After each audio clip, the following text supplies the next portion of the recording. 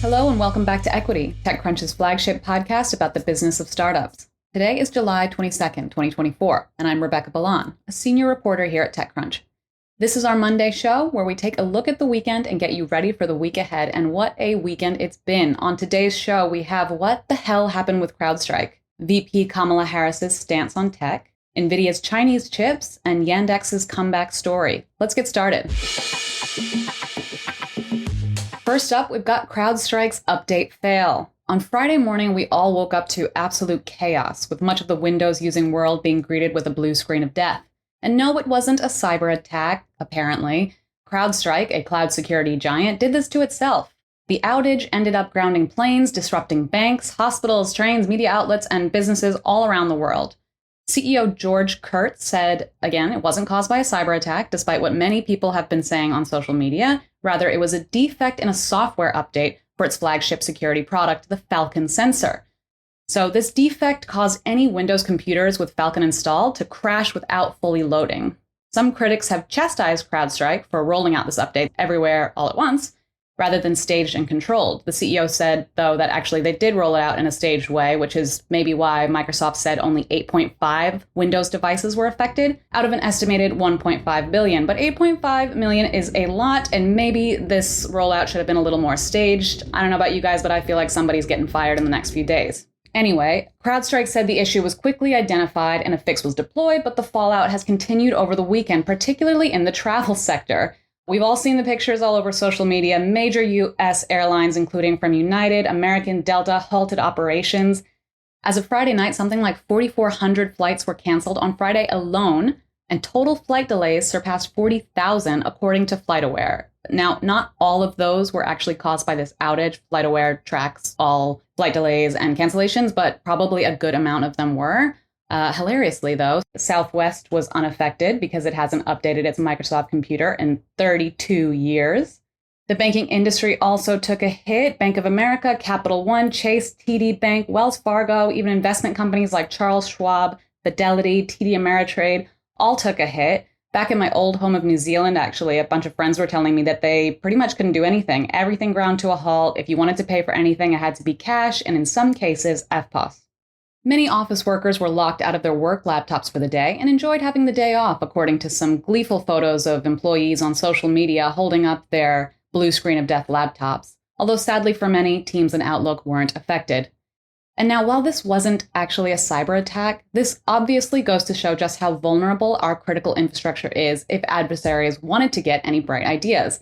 Of course, George Kurtz, the CEO, says that, well, we're a cybersecurity company and we're still doing a great job at that. He says that they're staying one step ahead of the bad guys, and that requires these types of content updates.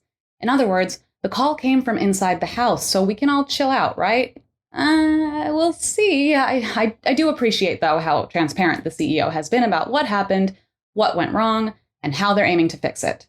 That said, cybercriminals are already taking advantage of the confusion to send out more phishing scams. Federal agencies have warned people to be cautious at this time. Quote, criminals will attempt to use this IT outage to pretend to be IT or pretend to be you to steal access, passwords, codes, etc. So keep an eye out. In terms of other fallout, there's reputational risk here. CrowdStrike's share price took a 15% hit Friday morning.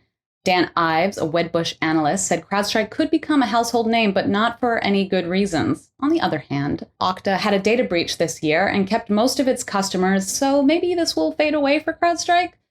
Regardless, there is definitely blood in the water, and other startups in endpoint security market will use this opportunity to seize market share.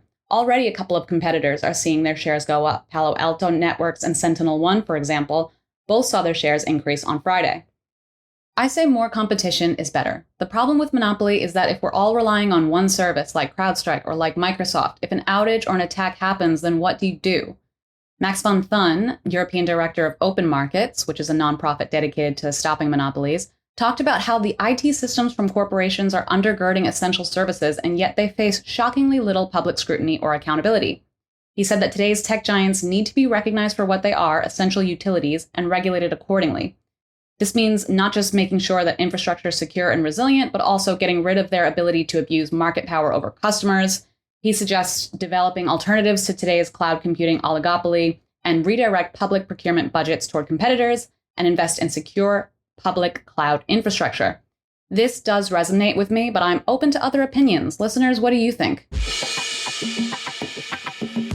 Next up, Biden is out and Harris might be in. So what does that mean for tech? Over the weekend, President Joe Biden stepped down as the Democratic presidential nominee and has endorsed Vice President Kamala Harris as his replacement.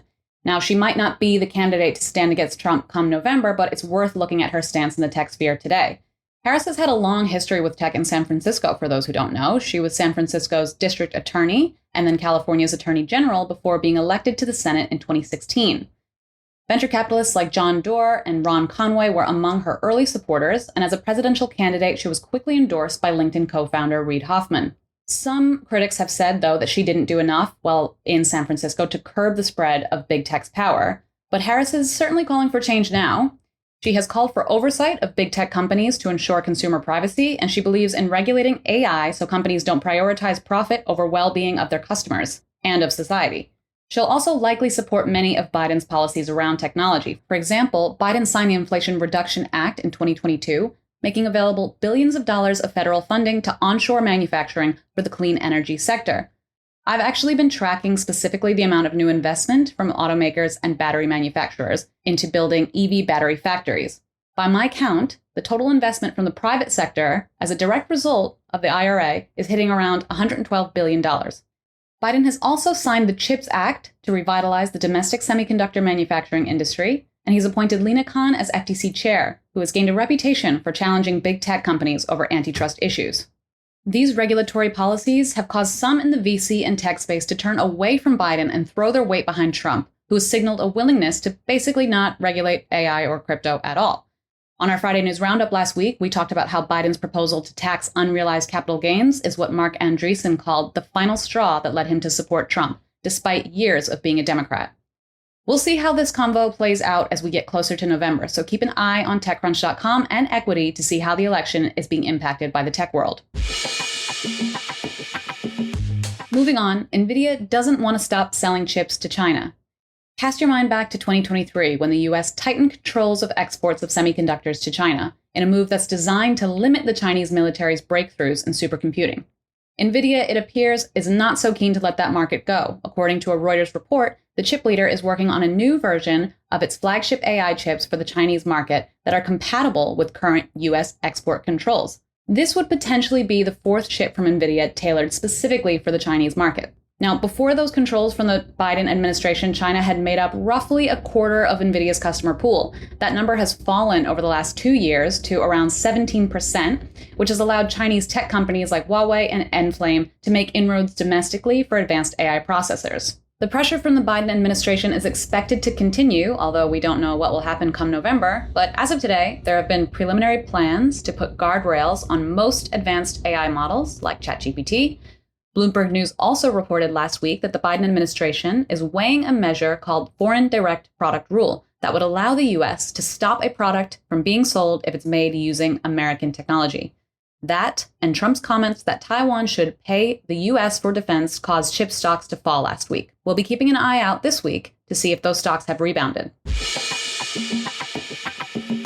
And for our last story of the day, from the ashes of Yandex rises Nebius. Yandex, as you may well recall, was once referred to as the Google of Russia.